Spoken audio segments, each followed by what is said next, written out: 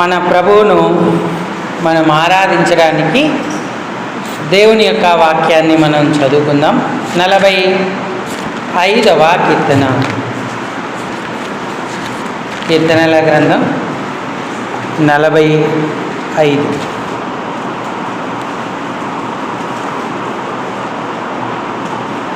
మొదటి నుంచి 6 వచనాలు మనం మార్చి చదువుదాం. మొదటి నుంచి 6 వచనాలు. ఒక దివ్యమైన సంగతితో నా హృదయం బహుగా ఉప్పొంగుచున్నది. నేను రాజును గూర్చి రచించిన దానిని పలికెదను. నా నాలుక త్వరగా రాయు అని కలము వలెనున్నది.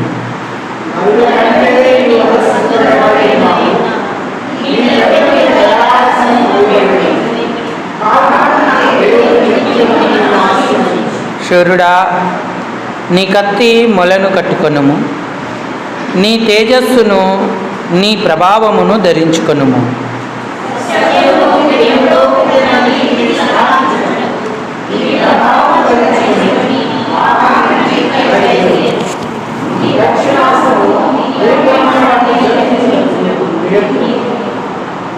నీ బాణములు వాడిగలవి, ప్రజలు నీ చేత కూలుదురు. నీ బాణములు రాజు శత్రువుల గుండెలో చొచ్చెను.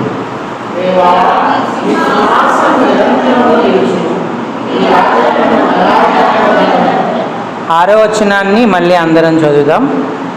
దేవా, నీ సింహాసనము నిరంతరము నిలుచును, నీ రాజదండము న్యాయార్థమైన దండము. చాలండి. చదువుకున్న ఈ లేఖన భాగం చేరి రాగలిగినటువంటి మన హృదయాలకు ఈ ఉదయకాల సమయం మన ప్రభువును ఆత్మ సత్యాలతో ఆరాధించడానికి హెచ్చరికగా, పురికొల్పుగా, ఆశీర్వాదకరంగా, దీవెనకరంగా ప్రేమగల దేవుడు చేయునుగాక. ఆమేన్. ప్రభు ప్రజలారా, ప్రభువునందున్నటువంటి ప్రియమైన వాళ్ళారా, ఆయనను ఆరాధించడానికి మనం దేవుని యొక్క వాక్యాన్ని కొంత ధ్యానపూర్వకంగా ఆలోచన చేద్దాం. కీర్తన 23లో దావీదు ఏమన్నాడంటే, నూనెతో నీవు నా తల అంటి ఉన్నావు, నా గిన్నె నిండి పొర్లుచున్నది అన్నాడు. ఉప్పొంగుతున్నటువంటి ఉత్సాహముతో, పొంగి పొర్లుతున్నటువంటి ఆనందముతో, యెహోవా నా కాపరి, నాకు లేమి కలగదు అని ఆయన చెప్తా ఉన్నాడు. నేను బ్రతుకు దినములన్నీయు కృపాక్షేమములే నా వెంట వచ్చును, చిరకాలము నేను యెహోవా మందిరములో నివాసము చేతును అన్నాడు.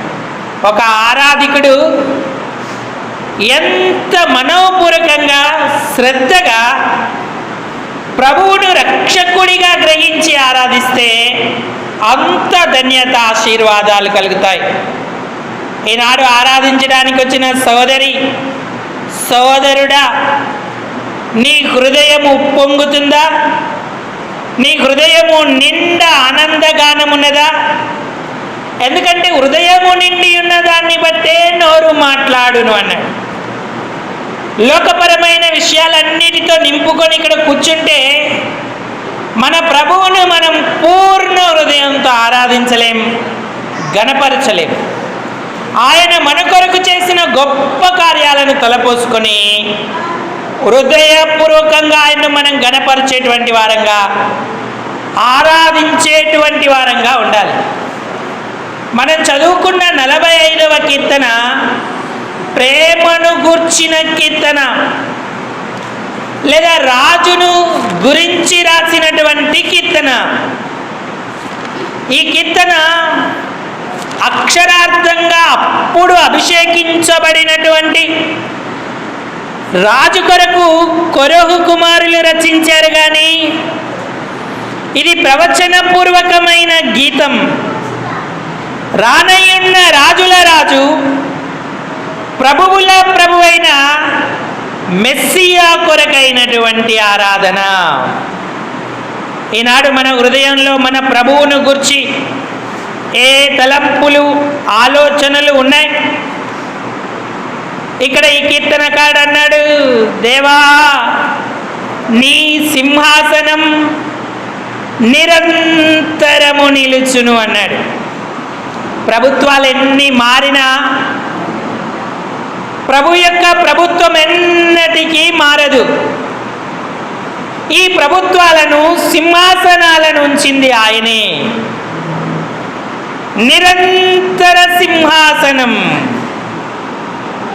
ఆ సింహాసనం ఎదుట మనము సాగిలా పడి ఆయనకు ఆరాధన చెల్లించాలి.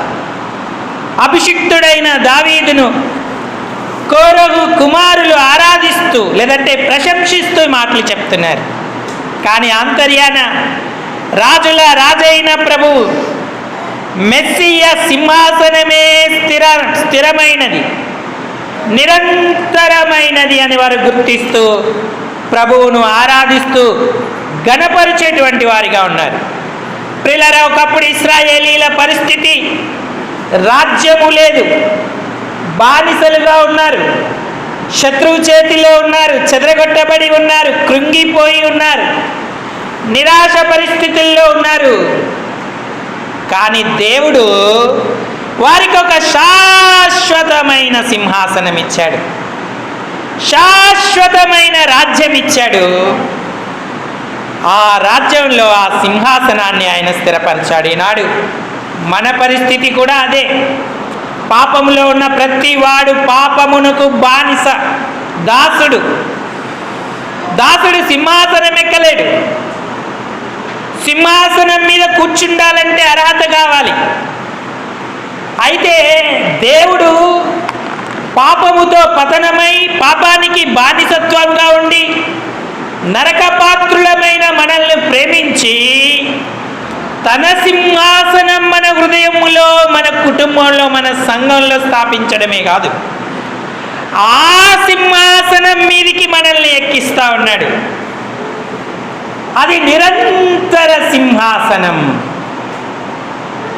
పాపిగా, కడు దౌర్భాగ్యుడిగా, నరకములో నరకపాత్రుడిగా ఉన్న మనకు ఈ ఆధిక్యత దేవుడు అనుగ్రహిస్తా ఉన్నాడు. మొదటి సమూయేలు గ్రంథం 2వ అధ్యాయం. సమూయేలు మొదటి గ్రంథం 2వ అధ్యాయం 8వ వచనం. దరిద్రులను అధికారులతో కూర్చుండబెట్టుటకును మహిమగల సింహాసనమును స్వతంత్రింపజేసుకొనుటకును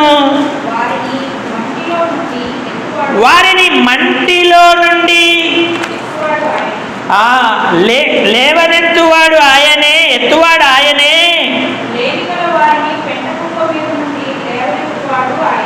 లేమిగల వారిని పెంట కుప్ప మీద నుండి లేవనెత్తువాడు ఆయనే. భూమి యొక్క స్తంభములు యెహోవా వశం, లోకమును వాటి మీద ఆయన నిలువబెట్టి ఉన్నాడు అన్నాడు. చూడండి, హన్న ఆరాధిస్తూ ప్రభువును గణపరుస్తూ ఉంది. దరిద్రులను అధికారులతో కూర్చుండబెడుతూ ఉన్నాడంట. మంటిలో నుండి వారిని లేవనెత్తుతున్నాడు, లేమిగల వారిని లేవనెత్తుతున్నాడు, పెంట కుప్ప మీద నుండి లేవనెత్తుతున్నాడు అన్నాడు. ఏ సింహాసనం అంటే మహిమ గల సింహాసనము అన్నాడు. ఆ సింహాసనం మొట్టమొదట నిరంతరమైనది, రెండవదిగా మహిమ గలది. సొలొమోను యొక్క సింహాసనం మహిమ గల సింహాసనం. ఆ సింహాసనం ఎంతో శ్రేష్టమైనది. మన ప్రభువైన యేసుక్రీస్తు వారి సింహాసనం ఇంకా శ్రేష్టమైనది. అది నిరంతర సింహాసనం, రెండవదిగా మహిమగల సింహాసనం. మూడవదిగా అత్యున్నతమైన సింహాసనం. యెషయా గ్రంథం 6వ అధ్యాయం 1వ వచనం చదవండి. యెషయా గ్రంథం 6వ అధ్యాయం 1వ వచనం. రాజైన ఉజ్జియా మృతి నొందిన సంవత్సరమున అత్యున్నతమైన సింహాసనం, అక్కడ ప్రభువు ఆసీనుడై ఉండగా నేను కన్నులారా చూచి తిని అన్నాడు. రాజైన ఉజ్జియా గర్వానికి సూచనగా ఉన్నాడు. అతడు చనిపోయిన తర్వాత యెషయాకి ఈ దర్శనం కలిగింది. అంటే అర్థం ఏంటంటే యెషయాలో ఉన్న అహం, యెషయాలో ఉన్నటువంటి గర్వము చనిపోయిన తర్వాత ఆయన కన్నులకు అత్యున్నతమైన సింహాసనం కనబడింది. రాజును ఆసీనుడైన వాణ్ణి కన్నులారా చూచి తిని అన్నాడు. కానీ ఆరాధించే ఆధిక్యత అతనికి లేదు. దూతగణములు 2 రెక్కలతో ఎగురుతూ, 2 రెక్కలతో కాళ్ళను కప్పుకొని, 2 రెక్కలతో తన ముఖములను కప్పుకొని ఆయన ఆరాధిస్తూ ఉన్నారు. సైన్యములకు అధిపతి యెహోవా పరిశుద్ధుడు, పరిశుద్ధుడు, పరిశుద్ధుడు అని స్తుతిస్తున్నారు. కంఠస్వరముల చేత గడప గమ్ములు కదులుచున్నవి అన్నాడు. గంభీరమైన పరలోకపు ఆరాధనని యెషయా కన్నులారా చూశాడు. ఆరాధించాలని ఆశపడుతున్నాడు, కానీ పెదవులు అపవిత్రమై ఉన్నాయి, తెరవలేకపోతున్నాడు. అయ్యో నేను నశించి తిని, అపవిత్రుడను, అపవిత్రుడను, అపవిత్రమైన పెదవులు గల జనాంగం మధ్య నివాసిని అన్నాడు. అప్పుడు దూతలలో ఒకడు బలిపీఠం ముదున నిప్పు చేత అతని పెదాలను కాల్చినప్పుడు అతని పెదవులు పవిత్రపరచబడ్డాయి. అప్పుడు ఆయనను ఆరాధించగలిగిన వారిగా ఉన్నాడు. ప్రియులారా, మానవులుగా మన స్థితి ఎంత భయానకమైనది. మనం దరిద్రులమే కాదు, పెంట కుప్ప మీద ఉన్నవారం, లేమి గలవారం. అంతేకాదు అహంకారులం, గర్విష్ఠులం, అపవిత్రులం. ఈ నిరంతర సింహాసనాన్ని, మహిమగల సింహాసనాన్ని, అత్యున్నతమైన సింహాసనాన్ని సమీపించడానికి కూడా అర్హత లేనటువంటి వారం. అంతేకాదు మన పాపం మనల్ని నరకానికి, ఆరని అగ్నికి ఇచ్చుకెళ్తుంది. పాపములోనే చనిపోతే మనం ఆరని అగ్నికి వెళతాం. భయంకరమైనటువంటి నరకంలో యుగయుగములు కూడా కాలవలసిన వారంగా ఉన్నాం. పాపం భూమి మీద మనకు సింహాసనం ఇవ్వడం కాదు కదా, దేశ దిమ్మరితనాన్ని ఇచ్చింది. దిగులు పడుతూ, నెమ్మది లేక యాతన పడుతూ సంచరిస్తున్న మనల్ని దేవుడు కనికరించాడు. ఆ సింహాసనాన్ని మనకివ్వడానికి అవన్నీ విడిచిపెట్టి ప్రభు మన కొరకు ఈ లోకానికి వచ్చాడు. ఈనేడు రక్షింపబడి ఉన్నటువంటి ప్రజల భాగ్యమే భాగ్యం. ఆయన దేవునితో కూర్చుండుట భాగ్యమని ఎంచుకొనక సమస్తము విడిచిపెట్టి నరుడిగా, దాసుడిగా, రిక్తహస్తకుడిగా ఈ లోకానికి వచ్చాడు. ఆ సింహాసనాన్ని ఆయన ఎందుకు విడిచిపెట్టాడు అంటే మనందరినీ కూడా సింహాసనం మీద కూర్చుండబెట్టడానికి, మనందరి నిమిత్తమై ఆయన ప్రాణం పెట్టాడు, రక్తం కార్చాడు, చనిపోయి సమాధి నుంచి తిరిగి లేపబడ్డాడు. తలకు ముళ్ళ కిరీటం, కాళ్ళు చేతుల్లో మేకులు, పక్కలో బల్లెపోటు, శరీరం అంతా కూడా నాగటి చారల వలె దున్నబడింది. అటు కొరకు నిలువు కొరకు ఆయన వేలాడదీయబడ్డాడు. ఈ లోకంలో ఆయన నీ కొరకు, నా కొరకు ఎంతో దీనాతి దీనమైన స్థితిని అనుభవించాడు. దిగంబరుడిగా ఉన్నాడు, సరి అయిన వస్త్రాలు లేక జీవించాడు. మనలందరినీ కూడా ఆ సింహాసనానికి తీసుకెళ్తా ఉన్నాడు. ఎఫెసీ పత్రిక 2వ అధ్యాయము, ఎఫెసీ పత్రిక 2వ అధ్యాయము 7వ వచనం చదవండి.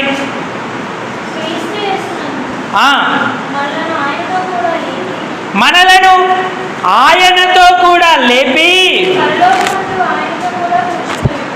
పరలోకమందు ఆయనతో కూడా కూర్చుండబెట్టేను అన్నాడు. ఆయన ఎక్కడ కూర్చున్నాడు అంటే తండ్రి కుడి పార్శ్వమున కూర్చున్నాడు.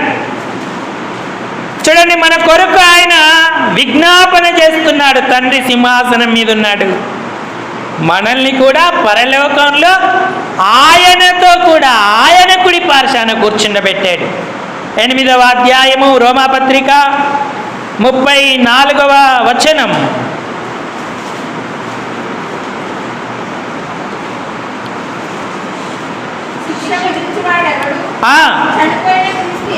చనిపోయిన క్రీస్తు యేసే, మృతులలో నుండి లేచినవాడు, ఆ దేవుని కుడి పార్శ్వమున ఉన్నవాడు. అక్కడ ఉన్నాడు మన క్రీస్తు. ఆయన కుడి పార్శ్వమున మనలను కూర్చుండబెట్టడానికి మనందరి నిమిత్తమై ఆయన తన సింహాసనాన్ని వదిలిపెట్టాడు. ఆ నిరంతర సింహాసనానికి, మహిమగల సింహాసనానికి, అలాగే అత్యున్నతమైన సింహాసనానికి మనల్ని అలుగురు చేశాడు. రక్షణ పొందేవా? యేసును సొంత రక్షకుడిగా అంగీకరించావా? నీకు ఈ ధన్యత లభిస్తుంది. ఒకవేళ పాపంలోనే ఉంటే నువ్వు సింహాసనం ఎక్కలేవు. పెంట కుప్ప మీదే ఉంటావు, లేమిలో ఉంటావు, బానిసగా, దరిద్రుడిగా ఈ లోకంలో సంచరిస్తూ పాపాన్ని మోస్తూ నరకానికి వెళ్ళేవాడిగా ఉంటావు.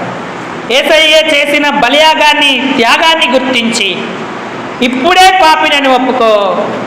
ఆయన నీ కొరకు దరిద్రుడై నిన్ను ఉన్నత సింహాసనానికి తీసుకొస్తున్నాడు. ఆ సింహాసనం మీద ఆయన కూర్చుండబెడతా ఉన్నాడు. ఏ రాజు, ఏ అధిపతి కూడా తనతో పాటు మనల్ని కూర్చోబెట్టుకోలేడు. కానీ ప్రభువుల ప్రభువు, రాజుల రాజు తన సింహాసనం మీద మనకు స్థానం ఇచ్చాడు. రేపు సంఘం పరలోకానికి వెళ్ళిన తర్వాత ఆయన కుడి పార్శ్వమున ఆసీనులై మరి పరిపాలన జరిగించేదిగా ఉంటుంది. ఆయనను ఆశ్రయించి ఆయనను నమ్మకంగా సేవిస్తున్న అపోస్తలులు 1000 ఏళ్ల పాలనలో 12 సింహాసాల మీద కూర్చుంటారు. వారికి ఇవ్వబడిన పట్టణాలను పరిపాలిస్తారు. ఈ సింహాసనాన్ని మనకిచ్చిన ప్రభువును మనం ఎంతగా స్తుతించాలి, ఎంతగా ఆరాధించాలి. దరిద్రులను లేవనెత్తి ఈ ధన్యత మనకిచ్చినందుకు ఆయనను గణపరిచే వారంగా ఉండాలి. రక్షణ పొంది దేవుని బిడలమైన మనం ఈ ఆధిక్యత కలిగి ఉన్నాం. ప్రభువా, ఎందుకు పనికిరాని నాకు ఈ ఆధిక్యతనిచ్చావు? నేను నీకేమి ఇవ్వగలను తండ్రి? నరకానికే పాత్రుడనై నాశనానికి వెళుతున్న నన్ను నీ కుడి పార్శ్వ భాగాన కూర్చుండబెట్టుకున్నావు. నిరంతర సింహాసనం, మహిమగల సింహాసనం, అత్యున్నతమైన సింహాసనంలో నాకు స్థానం ఇచ్చావు. ఇదిగో అయినా విరిగి నలిగిన హృదయంతో కొద్ది స్తుతి ఆరాధన నీకు అర్పిస్తున్నానంటూ ఆయన బలియాగాన్ని జ్ఞాపకం చేసుకొని ప్రభువును మనం ఆరాధన చేద్దాం. ఈ తలంపులను ప్రభువు దీవించునుగాక. అందరూ తలలు వంచి కళ్ళు మూసుకోండి. మన ఆరాధనలోకి